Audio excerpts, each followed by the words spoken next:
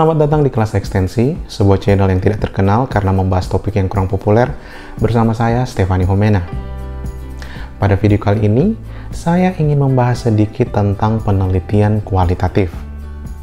Seperti apa model dan tujuan, serta bagaimana karakteristik penelitian kualitatif? Temukan jawabannya di Kelas Ekstensi.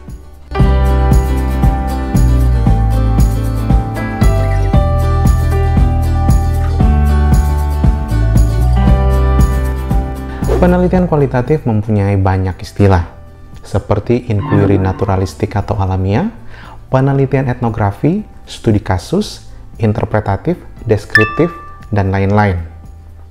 Disebut naturalistik karena penelitian kualitatif memiliki setting natural atau alamiah. Disebut etnografi karena sering digunakan untuk penelitian-penelitian dalam bidang ilmu sosial, antropologi, sosiologi, atau studi yang mempelajari tentang masalah etnis, dan seterusnya. Disebut studi kasus karena biasanya penelitian kualitatif berangkat dari sebuah kasus atau fenomena sosial yang terjadi di masyarakat. Disebut interpretatif karena model analisisnya bersifat penafsiran. Dan disebut deskriptif karena sifatnya yang berusaha menggambarkan keadaan atau realita yang ada sebagaimana mestinya. Menurut Bogdan dan Taylor, penelitian kualitatif adalah prosedur penelitian yang menghasilkan data deskriptif berupa kata-kata tertulis atau lisan dan perilaku yang dapat diamati. Artinya, penelitian kualitatif sedikit banyak mendasarkan hasil penelitiannya pada aktivitas pengamatan manusia. Hal ini diperkuat oleh Keir dan Miller yang mengatakan bahwa penelitian kualitatif merupakan sebuah tradisi tertentu dalam penelitian sosial yang secara fundamental bergantung pada pengamatan manusia. Artinya, kerja interpretatif yang menghasilkan data deskriptif pada penelitian kualitatif bergantung pada abilitas manusia sebagai peneliti. Denzin dan Lincoln menyebutkan bahwa qualitative research is many things to many people. Artinya, penelitian kualitatif itu beragam atau memiliki banyak gejala fenomenologis pada banyak orang. Karenanya, sifat atau karakteristik dari penelitian kualitatif itu beragam dan tergantung kita mau melihat itu dari sisi yang mana. Pada video kali ini, saya akan merinci secara singkat beberapa karakteristik ciri dari penelitian kualitatif. Yang pertama, konteks natural. Yang dimaksud dengan konteks natural adalah penelitian kualitatif dilakukan pada kondisi yang alamiah atau natural setting. Dalam natural setting ini, ada 3 hal yang menjadi ciri penting dalam penelitian kualitatif, yakni time sampling, situation sampling, dan event sampling. Time sampling berarti peneliti melakukan pengamatan subjek pada interval waktu yang berbeda. Maksudnya, peneliti dapat memutuskan untuk hanya mengamati subjek setiap pagi selama 1 jam, atau siang hari, atau malam hari, dan dalam durasi yang telah ditentukan oleh peneliti itu sendiri. Kemudian, situation sampling. Artinya, peneliti dapat mengamati subjek yang sama pada situasi-situasi yang berbeda. Misalnya, penelitian mengenai perilaku belajar siswa. Peneliti dapat mengamati bagaimana perilaku belajar mereka saat belajar daring dan saat belajar luring. Terakhir, event sampling atau pengambilan sampel peristiwa. Artinya, peneliti hanya mengamati perilaku tertentu dan mengabaikan perilaku yang lain. Misalnya, penelitian tentang perilaku atau pola komunikasi pegawai BUMN. Peneliti bisa saja menentukan bahwa yang akan diamati hanyalah komunikasi yang terjadi pada saat rapat.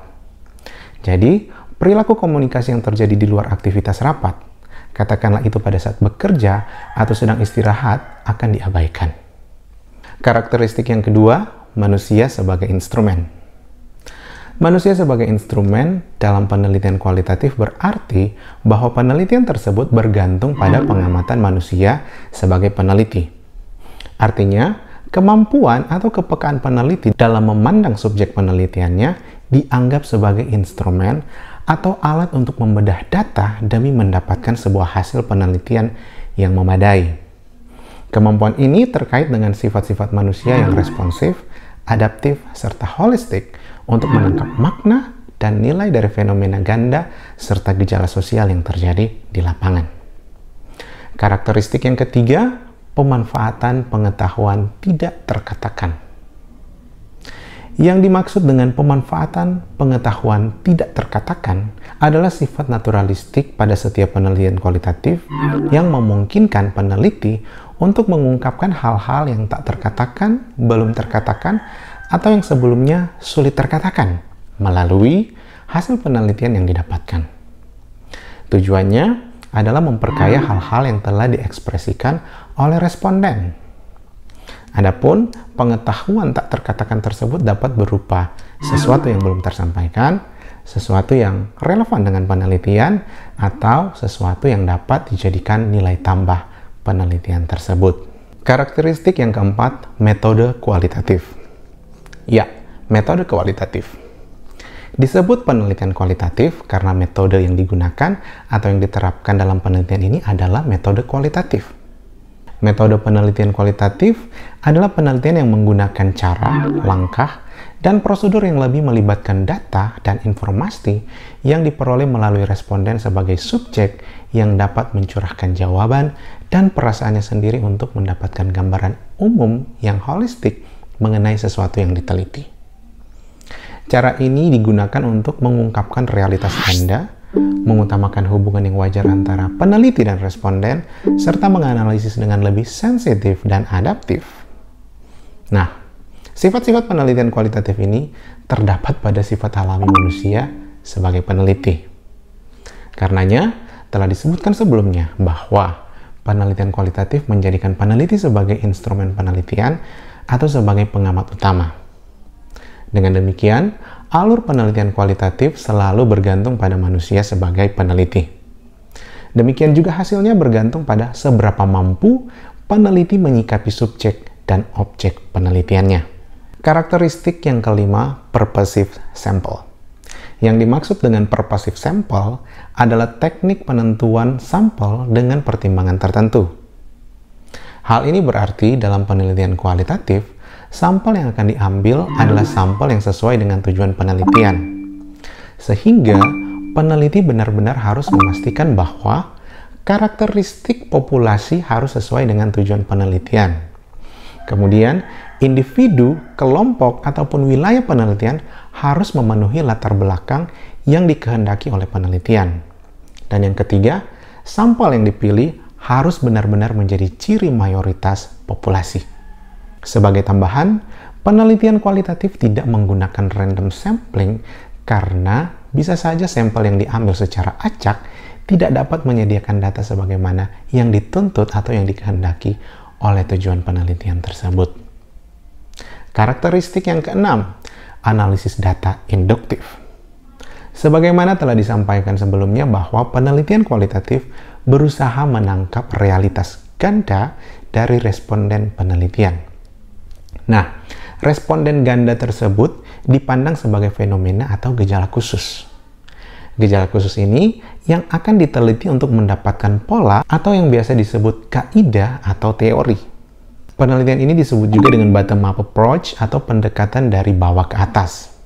Singkatnya, analisis data induktif berangkat dari fenomena atau gejala khusus ke umum, kemudian pengamatan dilakukan pada fenomena-fenomena tersebut demi mendapatkan evidensi sebagai dasar simpulan, dan evidensi-evidensi tersebut dihubung-hubungkan guna membangun pola tertentu yang dapat mengantar peneliti pada sebuah teori atau kaidah dari penelitian yang dilakukan.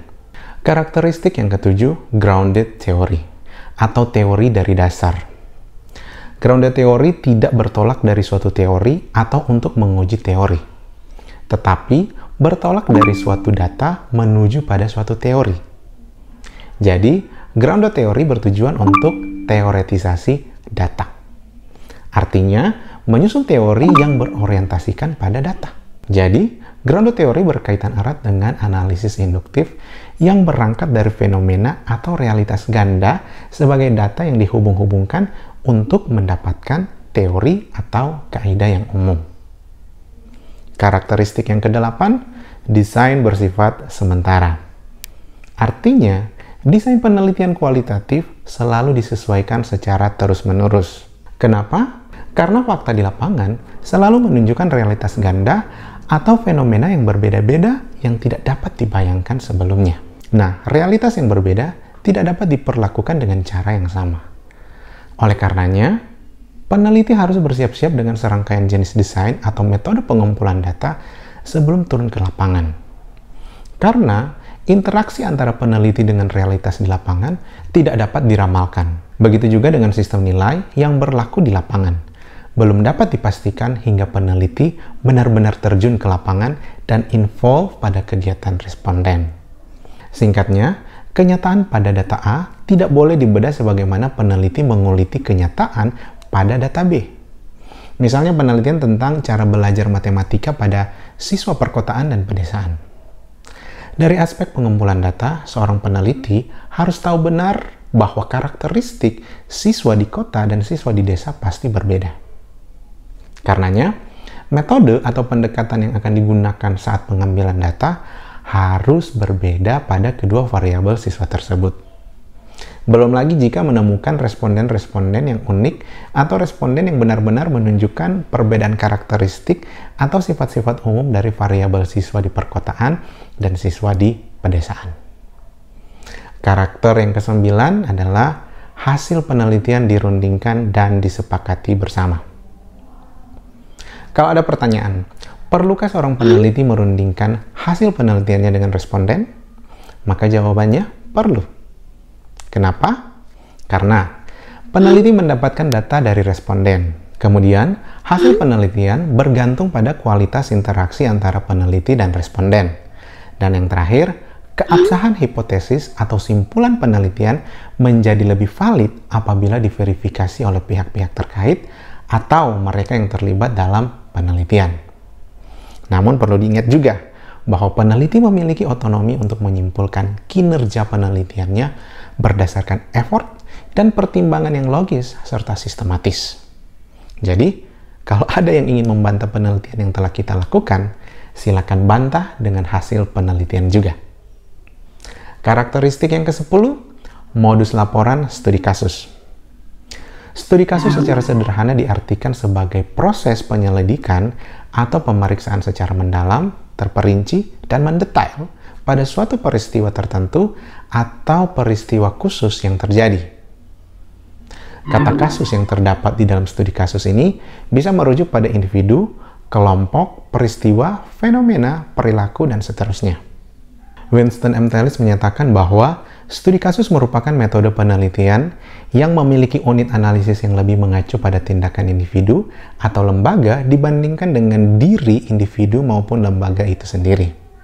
Artinya, studi kasus menitik beratkan pencariannya pada aspek tindakan atau perilaku yang dihasilkan, bukan siapa individu atau kelompok yang menghasilkan tindakan atau perilaku yang dimaksud.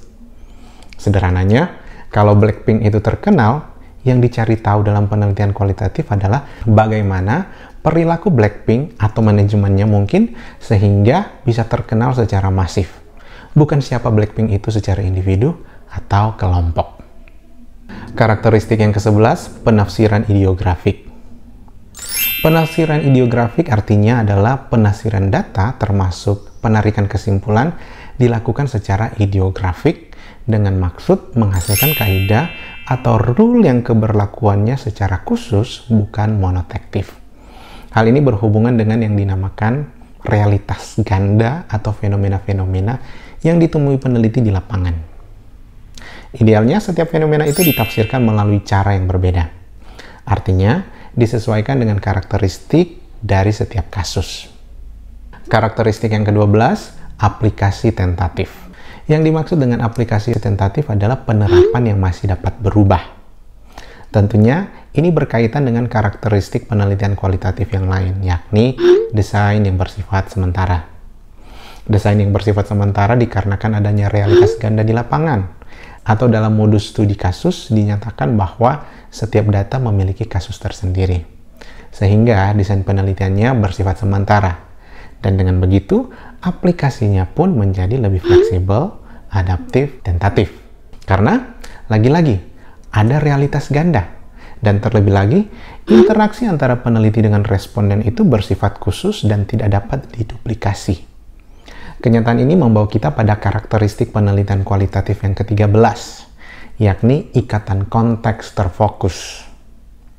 Sangat berkaitan dengan karakteristik yang telah kita sebutkan sebelumnya. Prinsip dari karakteristik ikatan konteks terfokus adalah penelitian kualitatif menuntut objek peneliti secara holistik dengan mengaksentuasikan pada fokus yang sesuai dengan konteks. Konteks yang dimaksudkan di sini adalah masalah dan evaluasi tugas yang hendak dicapai oleh peneliti. Konteks data berbeda karena kasusnya berbeda. Karenanya, data harus diperlakukan sesuai dengan konteksnya. Misalnya, kita mengatakan si A pelit karena tidak pernah menraktir kita. Si B juga pelit karena tidak pernah menraktir saya. Begitu juga dengan si C. Sebagai peneliti, adalah kekeliruan kalau kita menarik kesimpulan mengenai A, B, dan C hanya karena mereka tidak pernah menraktir kita. Nah, di sini yang dicari adalah latar belakang atau konteks ABC, ya. Pasti berbeda. Mungkin si A memang tidak punya budget khusus untuk menraktir teman. Si B punya banyak keperluan yang lebih mendesak. Dan si C memang tidak suka saja sama kita. Ya, jadi kita tidak bisa mengambil kesimpulan hanya karena berdasarkan perilaku yang kita lihat di permukaan. Tetapi harus diamati secara mendalam bagaimana perilaku tersebut diproduksi oleh seorang individu atau sebuah kelompok. Dan yang terakhir, karakteristik yang ke-14, kriteria keterpercayaan. Penelitian kualitatif bergantung pada pengamatan peneliti. Seberhasil apa dan seterpakai apa penelitian yang dihasilkan bergantung pada tingkat kepercayaan publik terhadap peneliti. Nah, aspek kepercayaan dapat dilihat pada kredibilitas, transferabilitas, dependabilitas, dan konfirmabilitas. Kredibilitas merupakan kualitas atau kapabilitas atau kemampuan yang melekat pada peneliti sebagai penggagas penelitian yang menimbulkan kepercayaan publik. Kemudian, transferabilitas berkaitan dengan sejauh mana penelitian yang dihasilkan pada kelompok tertentu dapat diaplikasikan pada kelompok yang lain. Kemudian, dependabilitas atau disebut juga reliabilitas, maksudnya adalah ketelitian dan keterandalan penelitian. Keterandalan tersebut dapat diukur jika orang lain dapat merepetisi atau mereplikasi proses penelitian kita pada populasi yang berbeda. Kemudian yang terakhir, konfirmabilitas. Prinsip dari konfirmabilitas adalah kepastian. Kepastian ini rentan masalah pada subjektivitas, karena dalam penelitian kualitatif, peneliti bertindak sebagai instrumen, sehingga terkadang anggapan-anggapan skeptis terhadap simpulan yang ditarik muncul. Namun begitu, jika hasil penelitian kita dapat dikonfirmasi oleh pihak-pihak yang lain, maka simpulan yang kita tarik dianggap adalah simpulan yang objektif. Ya, seperti itu kira-kira penjelasan singkat mengenai karakteristik penelitian kualitatif. Lebih dan kurangnya mohon dapat dimaklumi, dan jika ada yang tidak jelas atau patut dipertanyakan, silakan meninggalkan pesan di kolom komentar. Karena kolom komentar saya terbuka untuk kritikan, saran, dan koreksi. Dan seperti biasa, jangan lupa like, komen, share, serta subscribe channel ini. Stefani Humene di sini, terima kasih.